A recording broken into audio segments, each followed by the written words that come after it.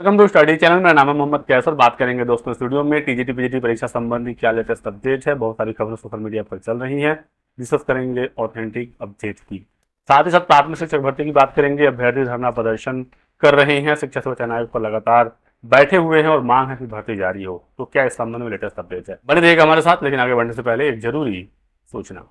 गर्मी के इस मौसम में उत्कर्ष लेकर आया है आपके लिए जबरदस्त ऑफर, जिससे आपकी प्रतियोगी परीक्षा की तैयारी और भी आसान और असरदार बनेगी। उत्कर्ष की बिग समर सेल अब शुरू हो चुकी है।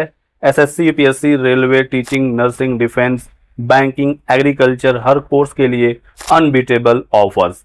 अब गर्मी की छुट्टियों में घर बैठे पाएं अनुभवी फैकल्टी से सीखने का मौका, लाइव और रिकॉर्डेड क्लासेस दोनों का एक्सेस, हैंड रिटेन नोट्स, साथ ही साथ test, PYQs, quizzes, mock test और वीडियो सोल्यूशन। और सिर्फ कोर्सेस ही नहीं, बुकशाला और टेस्ट सीरीज पर भी धमाकेदार ऑफर है। अप टू 90% ऑफ प्लस 3 महीने की एक्स्ट्रा वैलिडिटी भी फ्री मिलेगी। इतना ही नहीं, अगर आप मेरे दिए गए कूपन कोड UCSE 10 को अप्लाई करते हैं तो आपको मिलेगा 10% का अतिरिक्त डिस्काउंट। ध्यान रहे, ये ऑफर सिर्फ 3 जून तक है।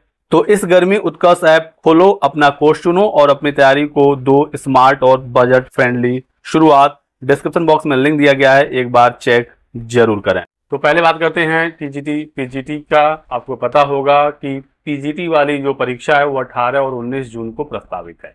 अभी तक कोई नोटिस नहीं आई है आयोग की तरफ से कि एग्जाम हम फाइनली कराने जा रहे हैं, ना ही एडमिट कार्ड संबंधी कोई भी अपडेट निकल कर आ रही है। अभ्यर्थियों को संशय है कि क्या पीजीटी वाली परीक्षा हो पाएगी 18-19 जून को, या फिर ये एक बार फिर से आगे बढ़ेगा। ऐसे ही टीजीटी पीजीटी को लेकर भी अभी सेंटर्स फाइनल नहीं हुए हैं। आपको पता होगा कि एक बार सेंटर की लिस्ट मांगी गई थी, फिर से दोबारा नए सिरे से सेंटर बनाए जा रहे हैं। कोशिश है कि मुख्यालय के आसपास ही सेंटर बनाया जाए और प्राइवेट स्कूलों वगैरह को सेंटर ना बनाया जाए। तो जो नई सूची है सेंटर्स की, वो टीजीटी के लिए अभी तक नहीं आ पाई। तो ये एग्जाम अभी हो पाएगा या नहीं। तो दोस्तों, अभी हाल ही में आयोग में एक मीटिंग हुई है परीक्षा को लेकर। पहले पीजीटी परीक्षा है, उसी को कराए जाने की तैयारी है। तो पीजीटी परीक्षा को लेकर अभी मीटिंग हुई है, लेकिन इस मीटिंग में फाइनल डिसीजन नहीं बन पाया है कि परीक्षा 18-19 जून को करानी ही है।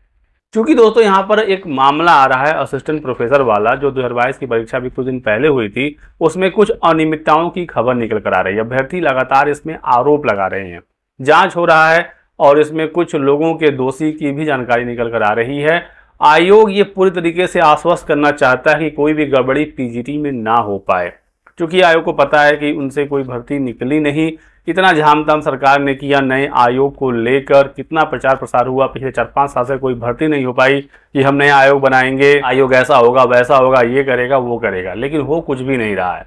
ऐसे में जो लंबित परीक्षा है, जिस पर हजारों अभ्यर्थियों की निगाहें हैं, यदि इस परीक्षा में कोई गड़बड़ी हो जाए तो काफ़ी किरकिरी हो जाएगी आयोग की भी और सरकार की भी। तो इसी वजह से आयोग बिल्कुल नहीं चाहता है कि पीजीटी या टीजीटी परीक्षा में कोई कहीं से सवाल उठा पाए।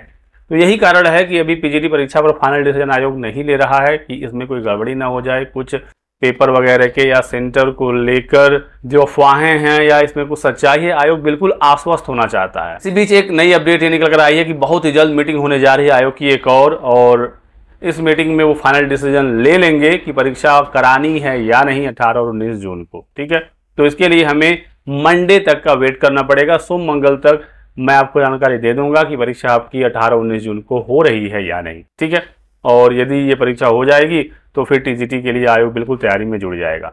यदि पीजीटी वाली परीक्षा टलती है किसी भी कारण से, तो सूत्रों के हवाले से खबर ये निकल कर आ रही है कि फिर अब टीजीटी पीजीटी दोनों अगस्त में कराया जाएगा।